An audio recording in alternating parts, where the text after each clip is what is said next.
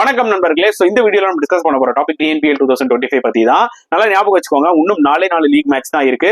So TNPL இப்போ play off நோக்கி போயிட்டு இருக்காங்க. So already Chepauk super gillies qualify ஆயிட்டாங்க. மிச்சம் இருக்கிற 3 டீம் யாரெல்லாம் குவாலிஃபை ஆக வாய்ப்புகள் இருக்குன்றத இந்த வீடியோல பார்க்க போறோம். நல்லா ஞாபகம் வச்சுக்கோங்க, Dindigul dragons, Tiruppur Tamizhans second position, third பொசிஷன்ல இருக்காங்க. சோ அவங்க வந்து பாத்தீங்கன்னா மோஸ்டா குவாலிஃபை ஆயிடுவாங்க. அந்த ஃபோர்த் பொசிஷனுக்கு தான் எந்த டீம் குவாலிஃபை ஆகுங்கன்றத நம்ம வெயிட் பண்ணி பார்க்கணும். ஏன்னா சேலம் ஸ்பார்டன்ஸ்க்கு அதிகமான ஒரு ஆப்பர்ச்சுனிட்டி இருக்கு. அவங்களுக்கு இன்னும் ஒரு மேட்ச் இருக்கு லைக்கா கோவைக்கிங்ஸோட. வின் பண்ணா அவங்க 8 பாயிண்ட்ஸ் வந்துருவாங்க. சோ அவங்களுக்கு ஆப்பர்ச்சுனிட்டி இருக்கு. இன்கேஸ் வேற ஏதாவது டீம் உள்ள வரணும்னா சேலம் ஸ்பார்டன்ஸ் தோக்கணும். ஏன்னா நீங்க வந்து எக்ஸாம்பிள் திருச்சி, நெல்லை, மதுரை எல்லாம் பாத்தீங்கன்னா 4 பாயிண்ட்ஸ் வச்சிருக்காங்க. இன்னும் ஒரு மேட்ச் தான் பேலன்ஸ் இருக்கு. வின் பண்ணா 6 பாயிண்ட்ஸ் தான். சோ அப்ப அவங்க எல்லாருமே சேலம் தோக்கணும்னு நினைப்பாங்க. அப்படி சேலம் தோத்துட்டா யாருக்கு அதிகமான ஆப்பர்ச்சுனிட்டின்னு பாத்தீங்கன்னா திருச்சிக்கு. ஏன்னா அவங்க பெட்டர் ரன் ரேட் வச்சிருக்காங்க சேலம் விட. பட் சேலம் வின் பண்ணிட்டா யாருனாலுமே அந்த நம்பர் 4 ஸ்பாட்டுக்கு வரவே முடியாது.